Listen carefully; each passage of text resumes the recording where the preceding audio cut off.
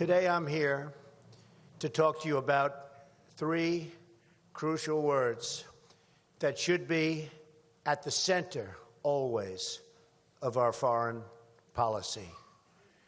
Peace through strength.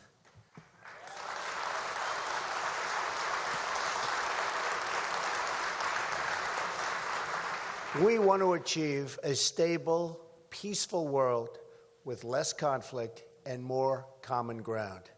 I am proposing a new foreign policy focused on advancing America's core national interests, so important, promoting regional stability, and producing and easing the tensions within our very troubled world. This will require rethinking the failed policies of the past.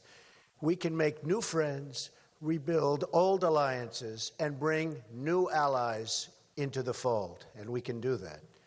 I'm proud to have the support of war-fighting generals, active-duty military, and top experts who know both how to win and how to avoid endless wars that we're caught up in, like the one we have right now that just never, ever ends, our longest war. Just yesterday, 88 top generals and admirals endorsed my campaign. And these people are fantastic.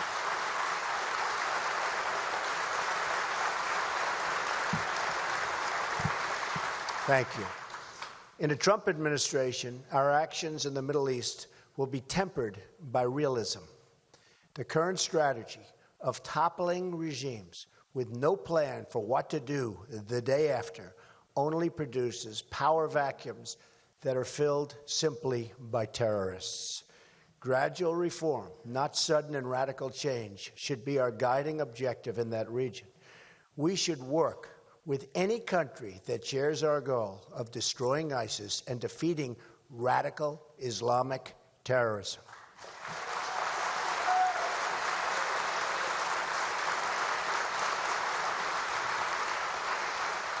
And we're going to form new friendships and partnerships based on this mission and this mission alone.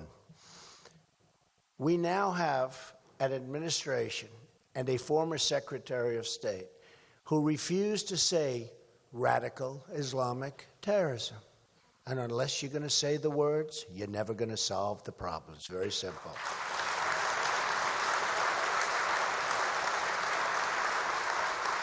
Immediately after taking office, I will ask my generals to present to me a plan within 30 days to defeat and destroy ISIS.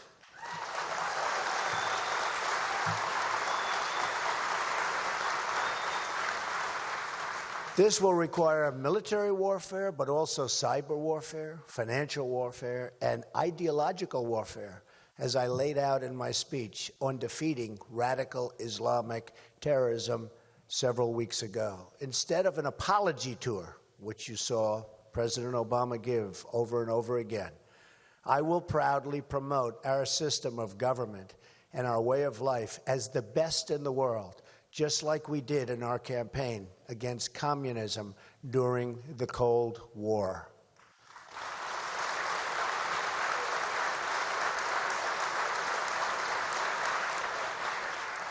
We will show the whole world how proud we are to be Americans.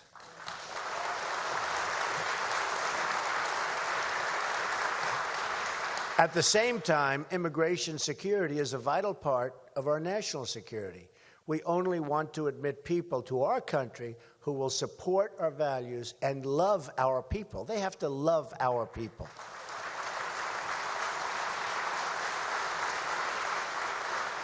These are, in fact, the pillars of a sound national security strategy. Unlike my opponent, my foreign policy will emphasize diplomacy, not destruction. Hillary Clinton's legacy in Iraq, Libya, Syria has produced only turmoil and suffering and death. Her destructive policies have displaced millions of people. Then she has invited these refugees into the West with no plan to screen them. including veteran health care costs, and this was just announced and read over the last number of weeks, the price of the wars in Iraq and Afghanistan will total approximately $6 trillion. We could have rebuilt our country over and over again.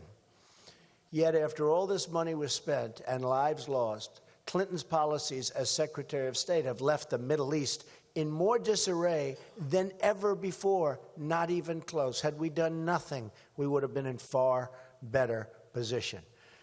Meanwhile, China has grown more aggressive and North Korea more dangerous and belligerent than ever. Russia has defied this administration at every single turn. Putin has no respect for President Obama and has absolutely no respect for Hillary Clinton. Sometimes it seemed like there wasn't a country in the Middle East that Hillary Clinton didn't want to invade, intervene in, or topple. She's trigger happy and very unstable. Whether we like it or not, that's what's going on.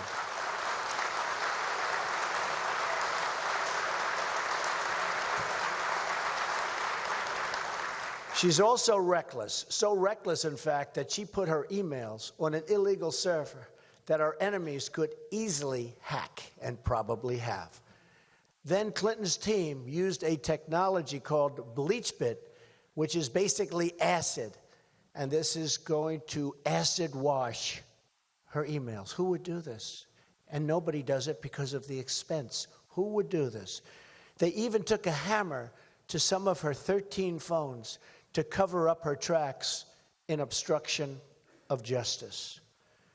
These email records were destroyed after she received a subpoena.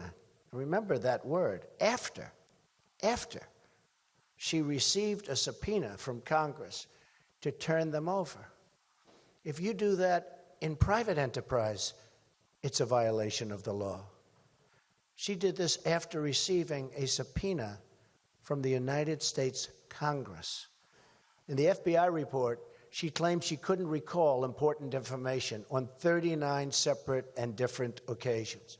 She can't even remember whether she has trained in the use of classified information. And she said she didn't know the letter C means confidential or at least classified.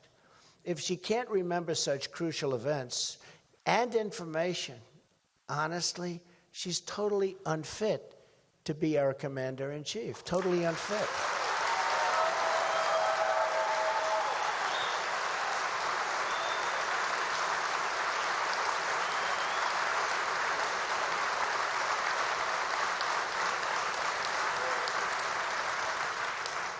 But I have a feeling she did remember, and she does know, and that also makes her unfit.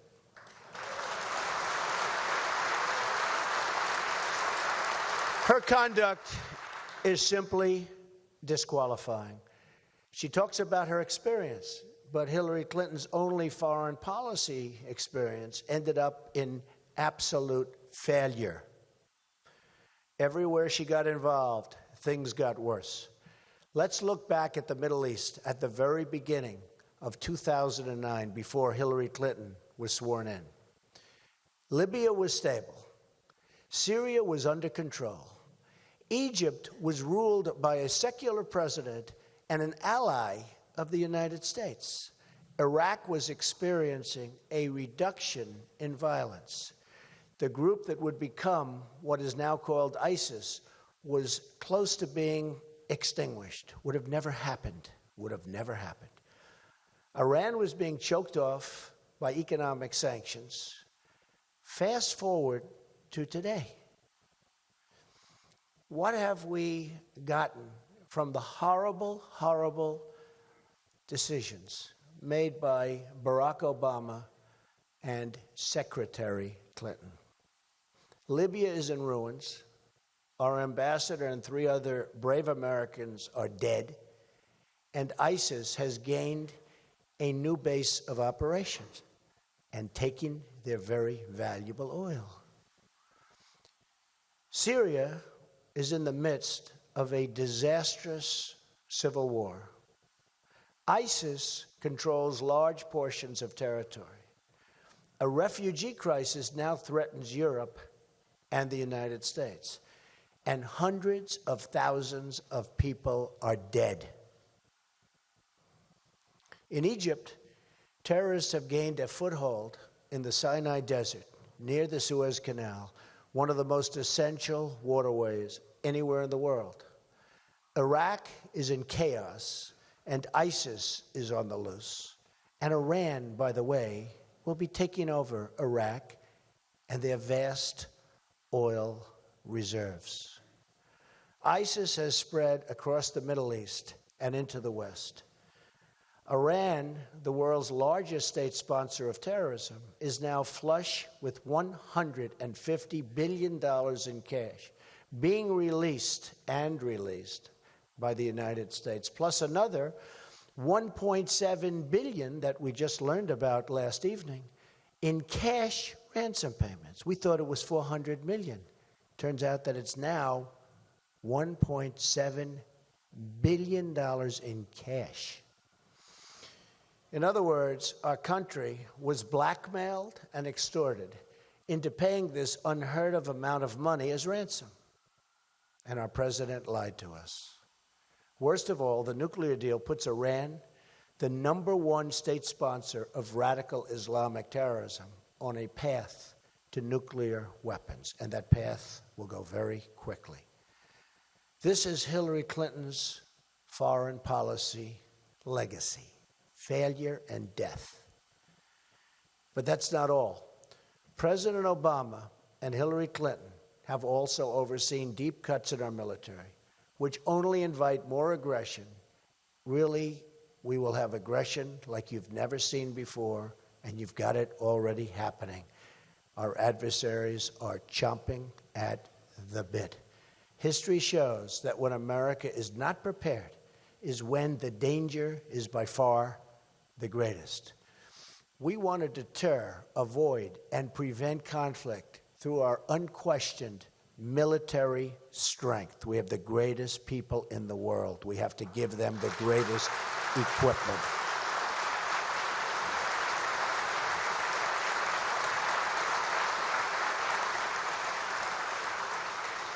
Under Barack Obama and Hillary Clinton, defense spending is on track to fall to its lowest level as a share of the economy since the end of World War II.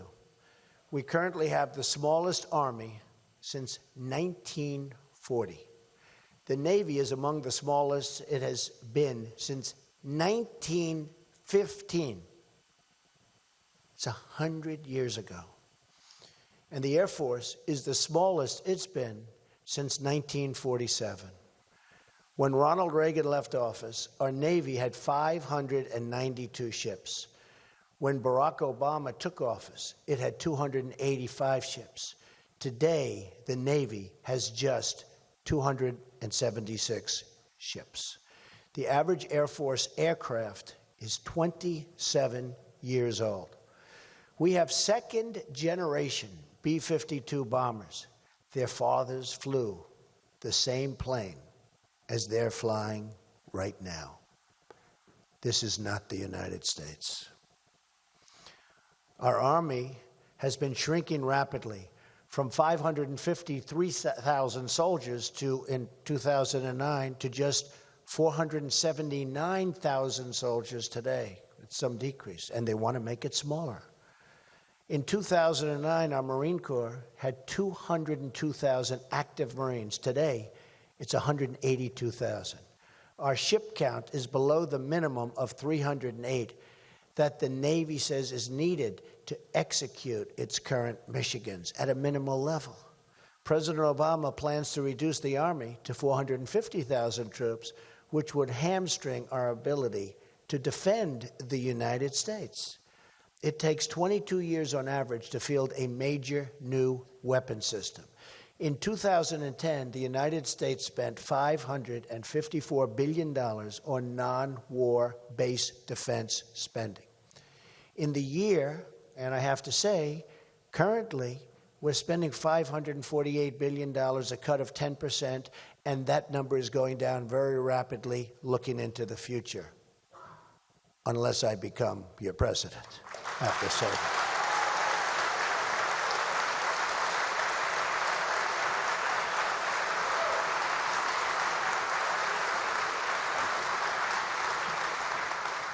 This reduction was done through what is known as sequester, which you've all heard about, or automatic defense budget cuts. Under the budget agreement, defense took half of the cuts, even though it makes up only 1/6 of the budget. So they put it all in defense. As soon as I take office, I will ask Congress to fully eliminate the defense sequester and will submit a new budget to rebuild our military. It is so depleted. We will rebuild our military.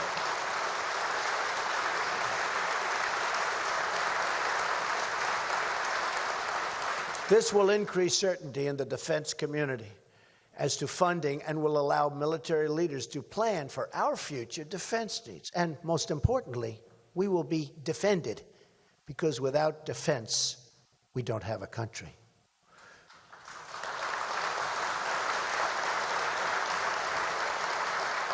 As part of removing the defense sequester, I will ask Congress to fully offset the costs of increased military spending. In the process, we will make government leaner and more responsive to the public.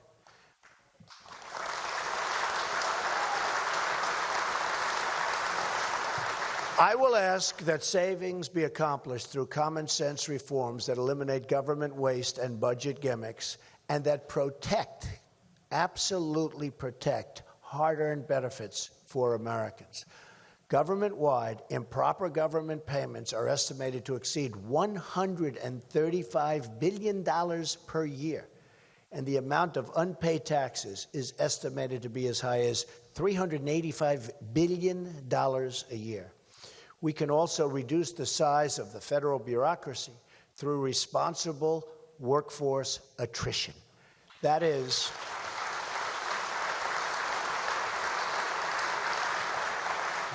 when employees retire, they can be replaced by a smaller number of new employees. That's the best way to do it. We can also stop funding programs that are not authorized in law. Congress spent $320 billion last year on 256 expired laws. These are laws that are gone.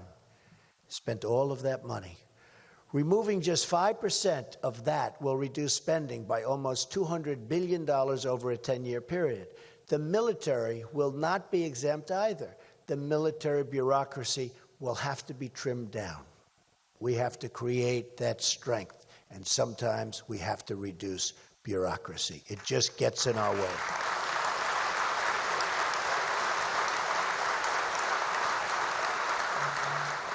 Early in my term, I will also be requesting that all NATO nations promptly pay their bills, which many are not now doing.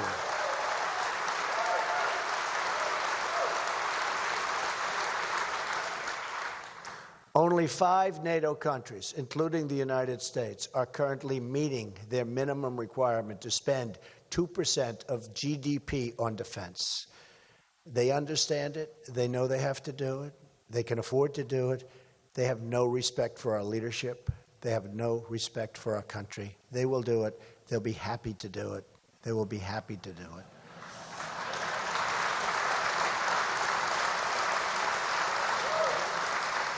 Additionally, I will be respectfully asking countries such as Germany, Japan, South Korea, Saudi Arabia, to pay more for the tremendous security we provide them.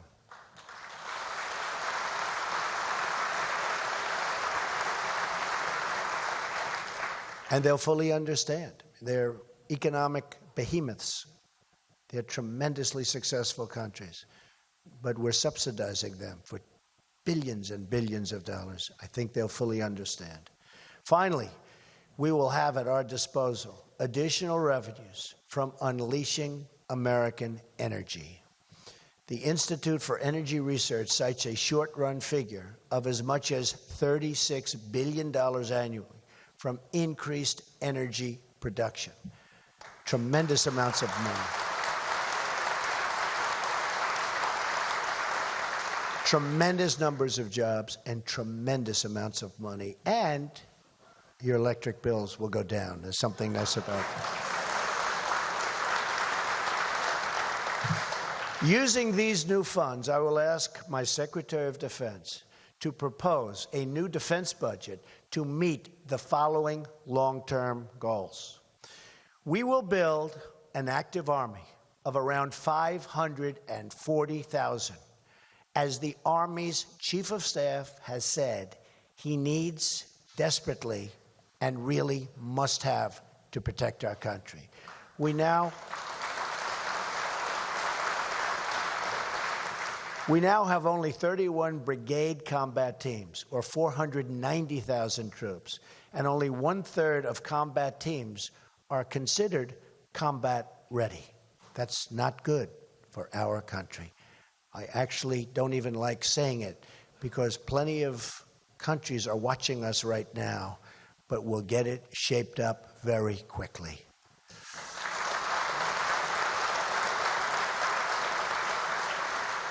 We will build a Marine Corps based on 36 battalions, which the Heritage Foundation notes is the minimum needed to deal with major contingencies. Right now, we only have 23. We will build a Navy of 350 surface ships and submarines as recommended by the bipartisan National Defense Panel. We right now only have 276 ships, and it's not enough. And we will build an Air Force of at least 1,200 fighter aircraft, which the Heritage Foundation again has shown to be needed to execute current missions. We now have 1,113. Not enough. We will also seek to develop a state-of-the-art missile defense system.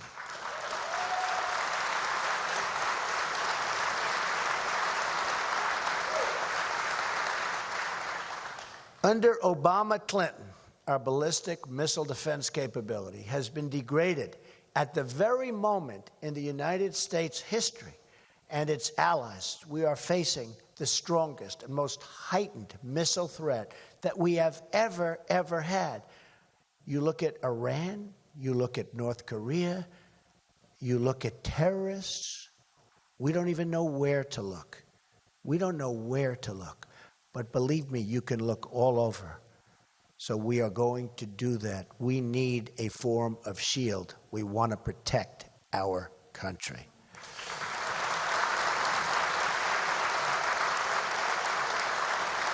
As these potential adversaries grow their missile programs, U.S. military facilities in Asia and the Middle East, as well as our allies, are increasingly in range with the United States homeland, and we are really, absolutely, and potentially being threatened. And within 2 years, we will absolutely have a real threat. They'll be able to reach us so easily the way it's going right now. We propose to rebuild the key tools of missile defense, starting with Navy cruisers that are the foundation of our missile defense capabilities in Europe, Asia, and the Middle East. The Obama-Clinton administration tried repeatedly to remove our cruisers from service, then refused to modernize these very old, aging ships. They're old, they're tired. We will start by modernizing our cruisers to provide the ballistic missile defense capability our nation needs. This will cost around $220 million per modernization as we seek to modernize a significant portion of these 22 ships. It will also mean jobs for our country. Okay? Jobs for our country.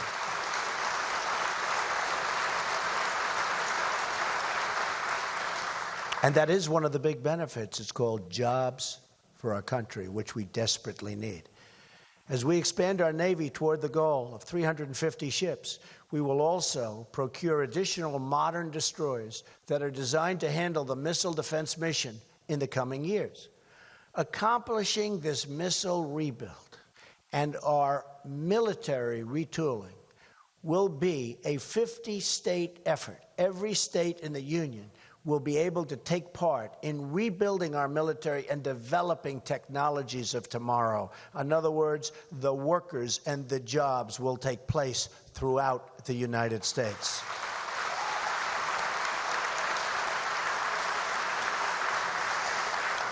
In addition, we will improve the Department of Defense's cyber capabilities. A new threat, a new problem, very expensive, and we're not doing very well with cyber.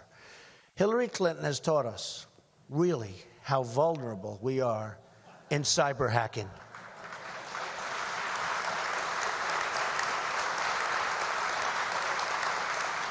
That's probably the only thing that we've learned from Hillary Clinton.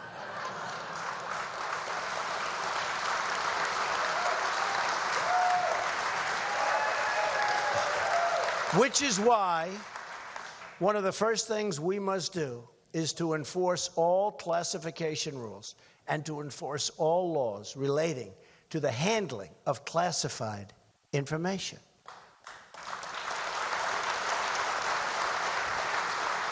Hillary Clinton put her emails on a secret server nobody knew about, except for the man that was given the fifth. Remember? Whatever happened to him? Where is he? What happened to him? Where did he go?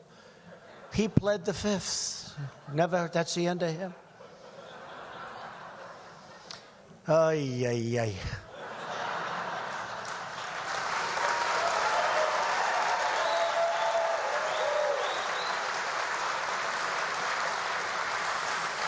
She put her emails on a secret server to cover up her pay-for-play scandals in the State Department. Nothing threatens the integrity of our democracy more than when government officials put their public office up for sale. We will also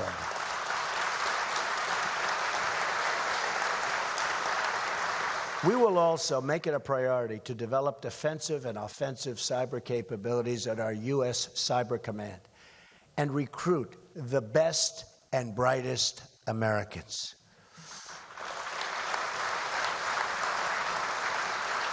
One of my first directives after taking office will be asking the Joint Chiefs of Staff and all relevant federal departments to conduct a thorough review of United States cyber defenses and identify all vulnerabilities. And we have to do that immediately, including to our power grid, our communication system, and all vital infrastructure.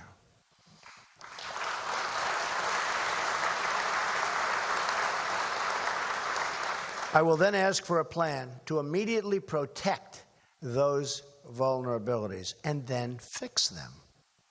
At the same time,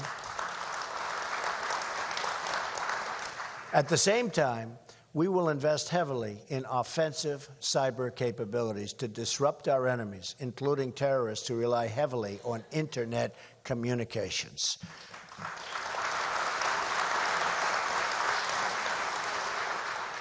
ISIS is using the internet to recruit. ISIS is using the internet to intercept and do all sorts of things to our country.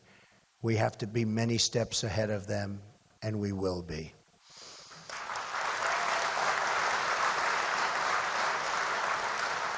These new investments in cybersecurity and the modernization of our military will spur substantial new job creation in the private sector and help create the jobs and technologies of tomorrow. That's what we have to do. America must be the world's dominant technological powerhouse of the 21st century. And young Americans, including in our inner cities, should get these new jobs. Through training, through education, it will happen.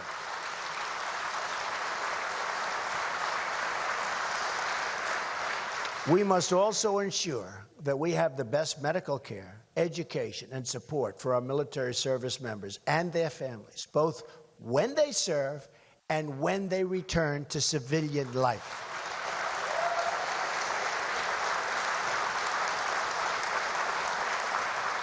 Our veterans are not being treated well. Our veterans, in many cases, are being treated worse than illegal immigrants, people that come into our country illegally. Our veterans are not being treated well. And by the way, Hillary Clinton has been doing this for 35 years. Now she says she can do it. She doesn't have a clue. Doesn't have a clue.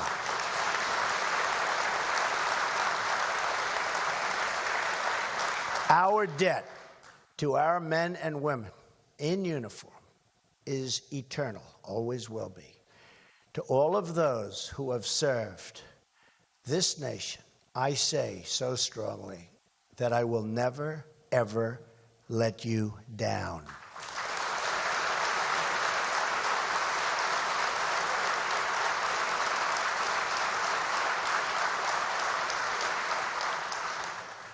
We will protect those who protect us. It's very simple. We will protect those who protect us. And we will follow their example of unity. We will work across all racial and income lines to create one American nation.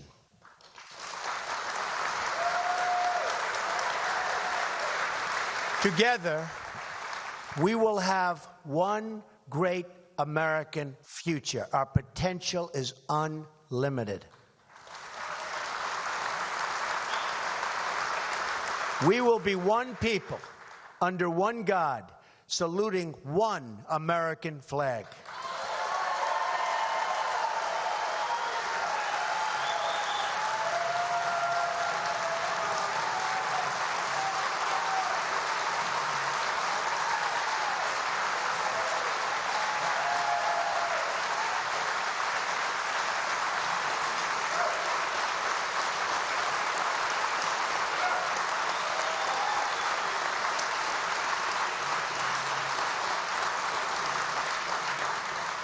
And by the way, we love our flag. America will be a prosperous, generous, and inclusive society. We will discard the failed policies and division of the past and embrace true American change to rebuild our economy, rebuild our inner cities. They need help so desperately, and rebuild our country. We will bring back our jobs, and we will not let our jobs go to other countries.